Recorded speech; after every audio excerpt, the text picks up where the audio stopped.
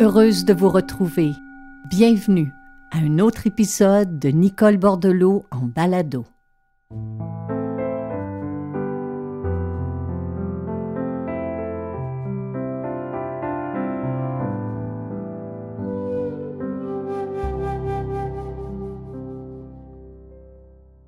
Nous sommes à la fin décembre, mes chers amis, et merci d'être là. Je suis contente de vous retrouver.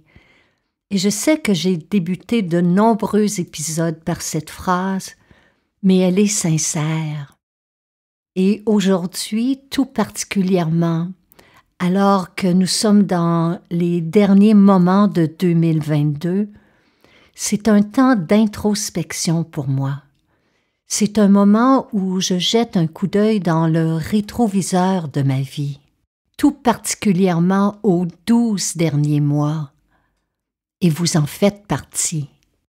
Parce que depuis 2 ans, vous faites partie de cette grande aventure, parce que pour moi, c'est une grande aventure que cette série balado. J'ai eu l'idée de faire cette série juste avant que débute la pandémie, et je dois vous avouer qu'au départ, ça devait être environ 10-12 épisodes maximum. Nous nous sommes installés dans un coin de notre sous-sol. Moi, je suis assise sur un banc devant un micro. Hélène est assise derrière sa console. On n'avait aucune idée de comment ça fonctionnait. Il y a des épisodes qui nous ont demandé, en raison d'un manque d'expérience, en raison de problèmes techniques, 2 à 3 jours de travail. Il y a des épisodes que nous avons effacés par erreur et que nous devions recommencer. Bref, ça a été des débuts rocambolesques. Et pour être franche avec vous, encore récemment, on se demandait, est-ce qu'on va poursuivre? Est-ce que cette série-là est toujours pertinente? Est-ce que j'ai encore quelque chose à dire, quelque chose à partager? Est-ce que ça résonne encore? Bref, toutes ces insécurités-là, ces questionnements-là font partie de ma vie, probablement comme de la vôtre. Si je suis là aujourd'hui, si nous sommes là aujourd'hui, je le répète, c'est grâce à vous. C'est parce que, au détour d'une allée dans un supermarché ou lors d'une retraite méditative, vous m'avez souligné que cette série était importante pour vous. Puis vous me faites sourire aussi lorsque vous m'écrivez ou que vous me dites « Félicitez toute votre équipe ». Mais il n'y en a pas d'équipe, il n'y a pas de commanditaire officiel, il n'y a que Hélène et moi.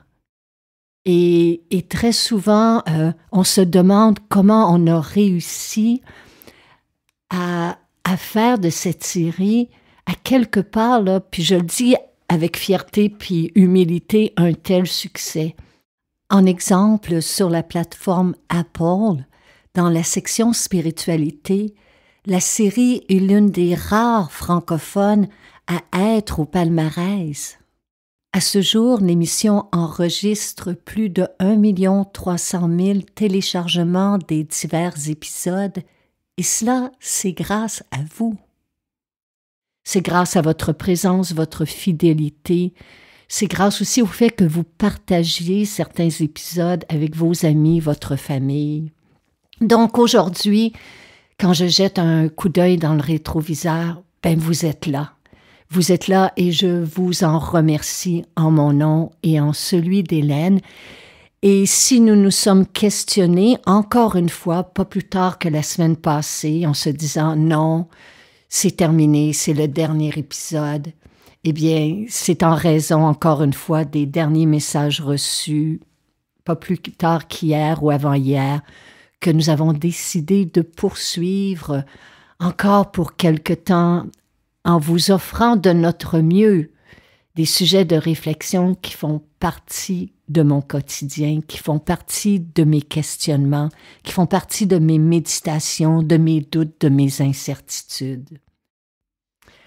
Voilà, mes chers amis, c'est pour toutes ces raisons aujourd'hui qu'il me fait vraiment plaisir de vous offrir mon bilan personnel qui est composé de 10 questions essentielles. Puis à la toute fin de cet épisode, je vais vous offrir nos vœux. Alors, bonne écoute.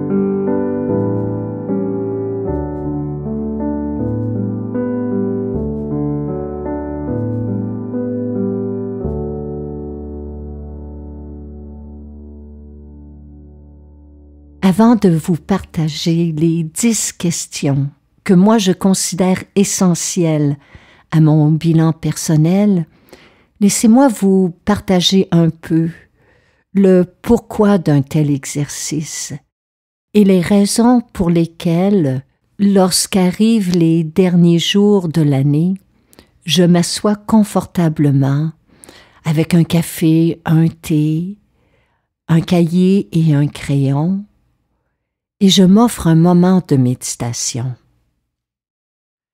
Parce que ce bilan n'est pas seulement de mettre sur papier mes envies, mes désirs pour l'année à venir, mais il va me servir d'instrument pour approfondir la connaissance de moi-même. Il se veut un point d'appui pour amorcer ou pour poursuivre une transformation. C'est aussi un exercice des plus bénéfiques pour clarifier mes intentions, mettre de l'ordre dans mes priorités, réexaminer mes objectifs. Jeter un éclairage aussi sur des habitudes, des automatismes dans mon quotidien qui demandent à être réévalués.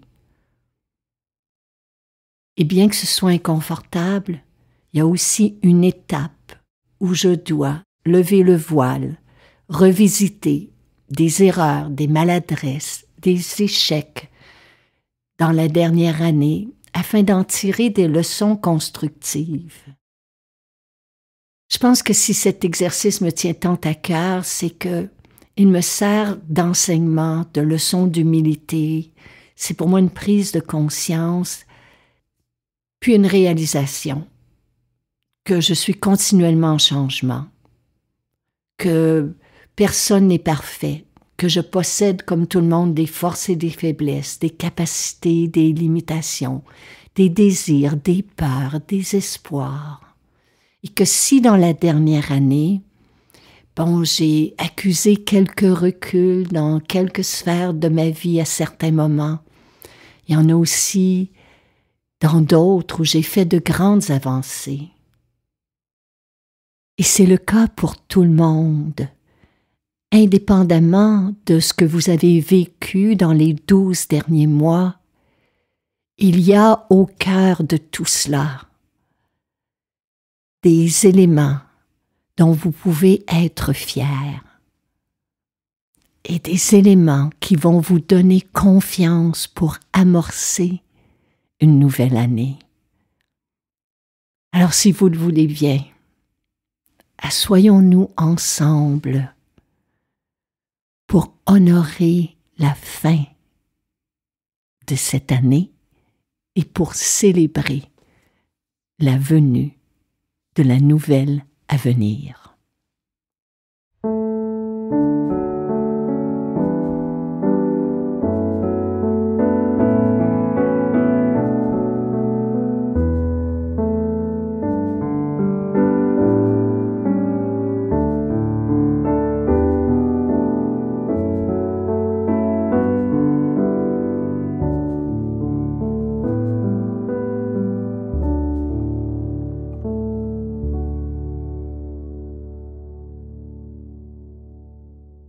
Il y a de nombreuses façons avec lesquelles vous pourriez débuter votre bilan personnel.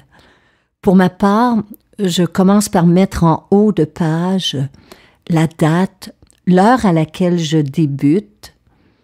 J'inscris aussi le lieu où je suis et l'endroit où j'écris dans la maison. Comme par exemple, j'inscrirai 29 décembre il est 16h15, je suis assise au bout de la table de cuisine, puis je note aussi quelques détails concernant le temps qu'il fait à l'extérieur, juste pour situer l'ambiance.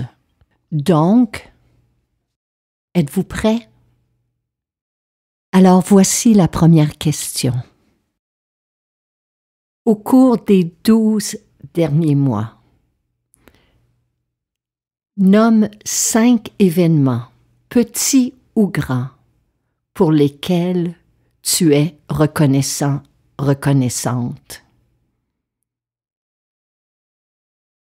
Je vous répète la question.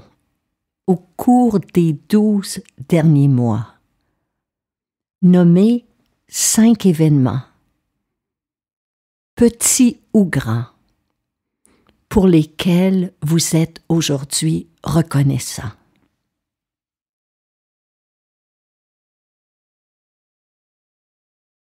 Pour moi, c'est essentiel de débuter mon bilan personnel par la gratitude. J'inscris 5 choses pour lesquelles je souhaite remercier 2022. Ça peut être une petite ou une grande victoire, un événement inattendu, un résultat inespéré, une surprise de dernière minute, une nouvelle rencontre, un dénouement heureux, la résolution d'un conflit. Le fait de débuter un bilan personnel avec de la reconnaissance nous apporte de l'encouragement, un sentiment de satisfaction, de joie, de confiance, mais aussi de force intérieure face à la nouvelle année à venir. Alors, au cours des derniers mois, quels sont les 5 événements, petits ou grands, pour lesquels vous êtes reconnaissant?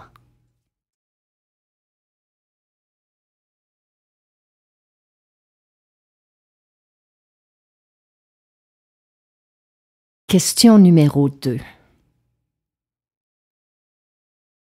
Dans la dernière année,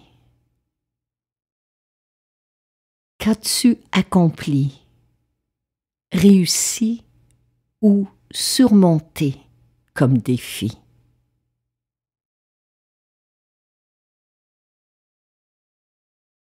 Dans la dernière année, qu'as-tu accompli, réussi ou surmonté comme défi?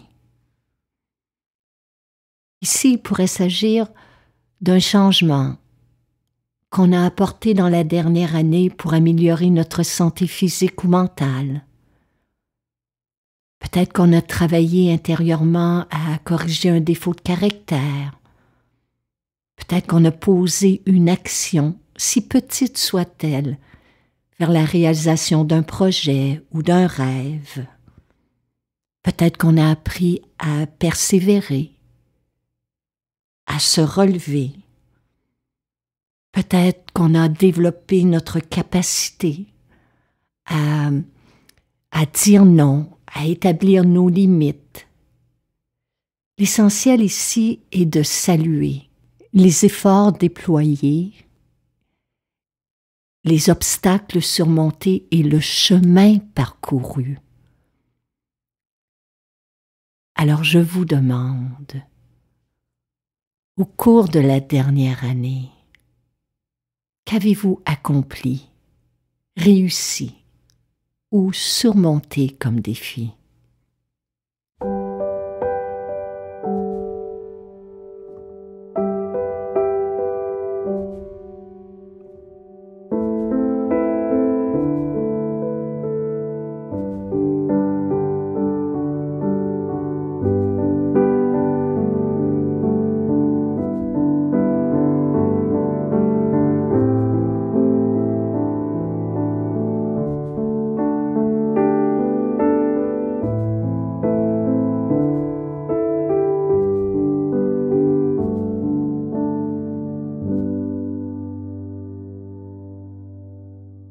La question numéro 3 consiste à cibler une déception, un échec, un projet ou une action qui n'a pas donné les résultats escomptés. Ça peut être une erreur commise, une mauvaise décision que j'ai prise. Puis contrairement à ce que l'on pourrait croire, prendre un instant pour revisiter un échec ou une mauvaise décision en fin d'année nous permet d'en tirer une leçon.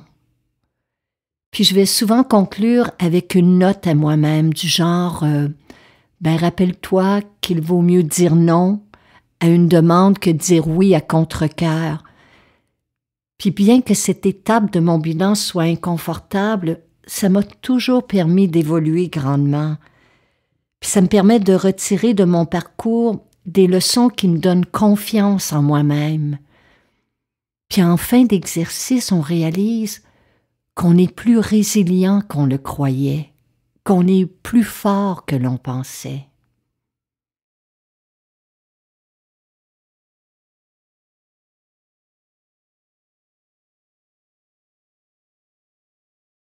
Question numéro 4. Au cours des derniers mois, nomme une ou deux maladresses commises et questionne-toi à savoir quelles leçons tu pourrais en retirer.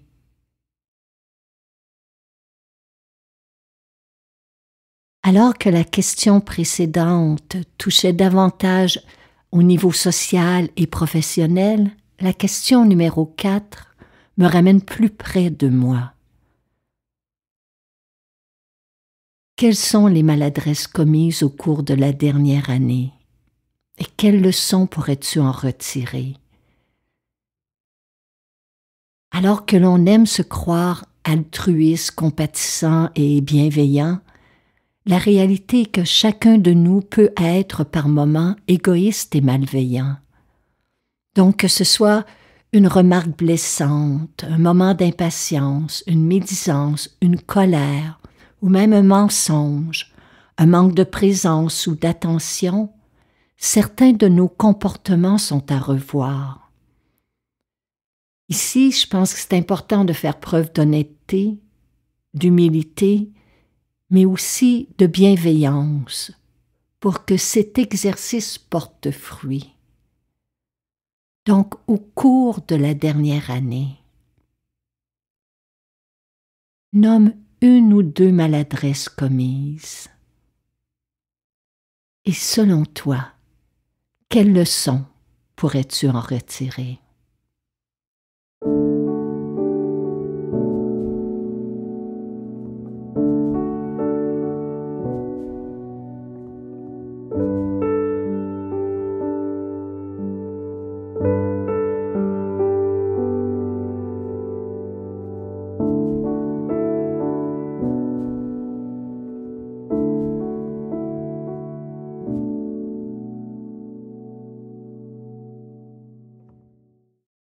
Question numéro 5.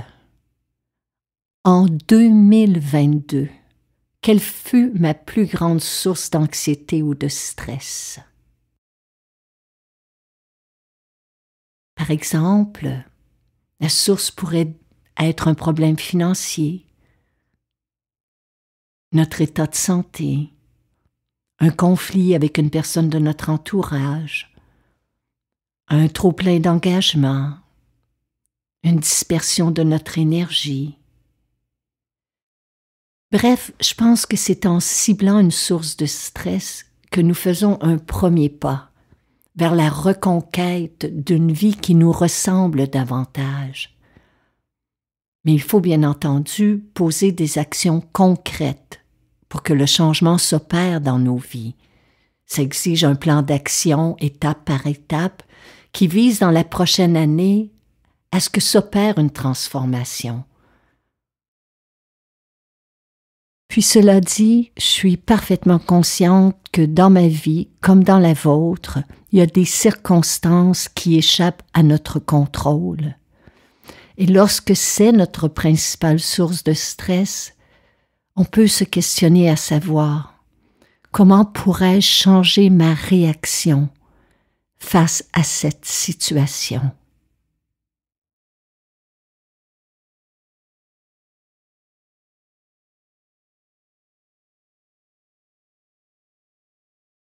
Question numéro 6. En 2023, qu'est-ce qui pourrait m'aider concrètement à me sentir mieux physiquement et mentalement? En 2023, qu'est-ce qui pourrait m'aider concrètement à me sentir mieux physiquement et mentalement?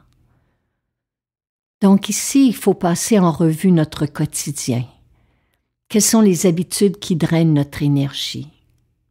Est-ce que je manque de sommeil, d'exercice physique, d'air frais, de moments de silence? Est-ce que je passe trop de temps au travail, devant l'ordinateur, devant la télé, sur les réseaux sociaux? Puis le but ici, c'est pas d'en faire un exercice de culpabilité.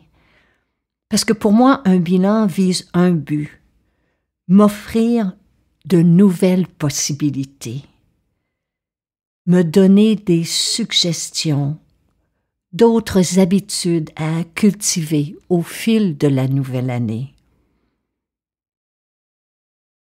Alors je vous demande, concrètement,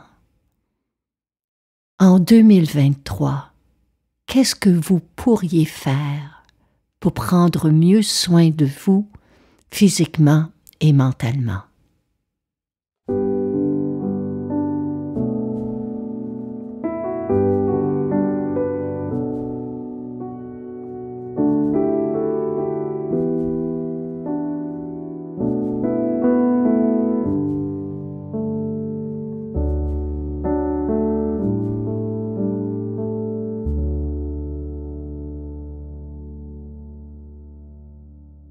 Quand j'arrive à la question numéro 7, je prends une longue, lente et profonde respiration parce que je sais chaque année qu'elle va me bousculer intérieurement. C'est à cette étape de mon bilan que je m'interroge à savoir qu'est-ce que je pourrais laisser derrière? Qu'est-ce que je pourrais laisser partir avec 2022 afin de voyager plus sereinement? Donc ça peut être une peur, une inquiétude, une angoisse. Ça peut être une petite rancœur, un vieux ressentiment. Ça peut être une vision d'une situation qui demande à être changée, à être transformée. Donc, je m'offre ce cadeau d'honorer la fin de quelque chose, afin d'être plus ouverte, plus disponible pour autre chose. Très souvent, ça va prendre la forme d'un pardon que je m'offre à moi-même, pour une façon dont j'ai agi ou réagi. Mais ça peut être aussi un pardon envers quelqu'un qui, consciemment ou inconsciemment, durant la dernière année, m'a blessé. Puis que ce soit en personne, par téléphone, par courriel, par texto, dans le silence de mon cœur, je m'offre un moment pour laisser aller ce qui n'a plus raison d'être. Alors à mon tour de vous demander, en cette fin d'année, qu'est-ce que vous pourriez laisser partir intérieurement afin de voyager vers 2023 avec plus de sérénité?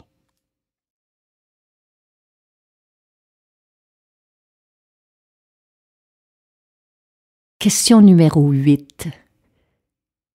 Quel rêve aimerais-je voir se réaliser au cours de la prochaine année?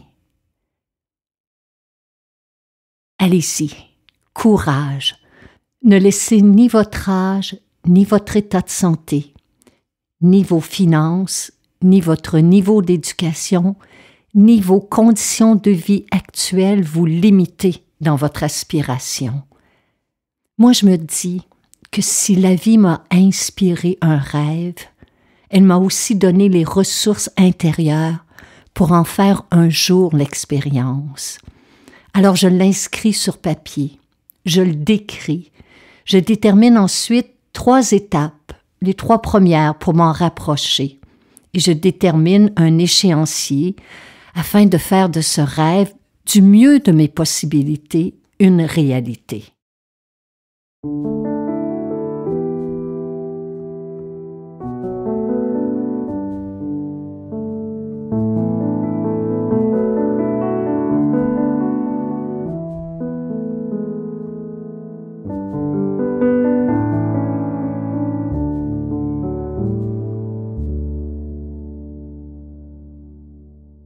Question numéro 9.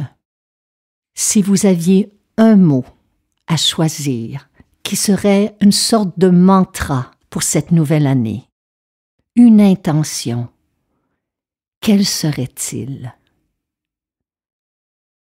Si vous aviez un mot pour guider vos pensées, vos paroles, vos actions pour cette nouvelle année, quel serait-il? Quel mot porte en lui l'énergie qui va vous donner le goût d'avancer, le goût de dire oui à de nouveaux défis, à vous ouvrir à de nouvelles possibilités? Un mot qui va vous servir d'élan, d'appui, de repère. Un mot qui va nourrir votre motivation. Un mot qui va solidifier votre détermination. Que ce soit curiosité, ouverture, disponibilité, que ce soit patience, confiance, joie, légèreté. Trouvez un mot qui résonne fortement en vous et qui va vous accompagner dans les 12 prochains mois. Alors, quelle est votre intention pour 2023?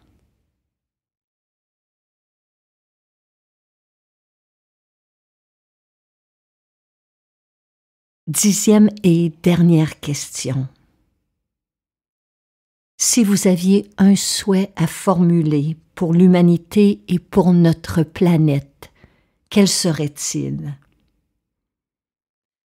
Parce que dresser un bilan personnel, agir sur notre vie, transformer notre quotidien, réaliser nos rêves, inscrire nos désirs, c'est une belle et bonne chose en fin d'année, mais je pense qu'il faut aussi élargir notre vision et se rappeler que notre bien-être personnel est directement relié au bien-être des autres, au bonheur collectif de l'humanité. En formulant un souhait universel à la fin de notre bilan, on participe non seulement à notre propre évolution, mais un peu aussi, humblement, à celle de tous les êtres vivants sur cette planète.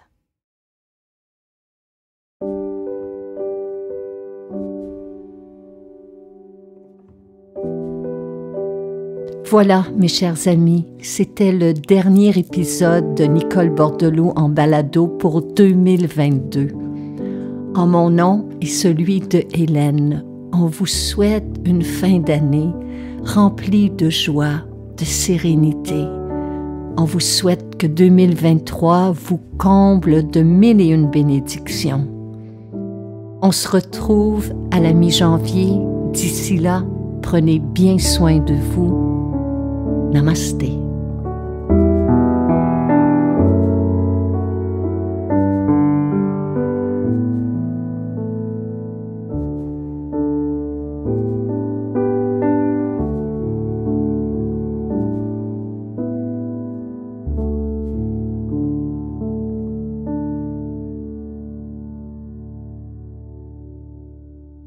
Cette série balado vous est offerte gratuitement.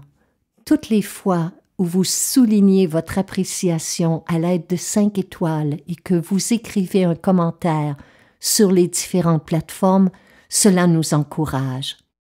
Si vous appréciez notre travail et que vous pouvez nous aider à soutenir financièrement cette création, vous pouvez faire un don. Toutes les manières de le faire sont inscrites après la définition de chaque épisode. À l'avance, un grand merci.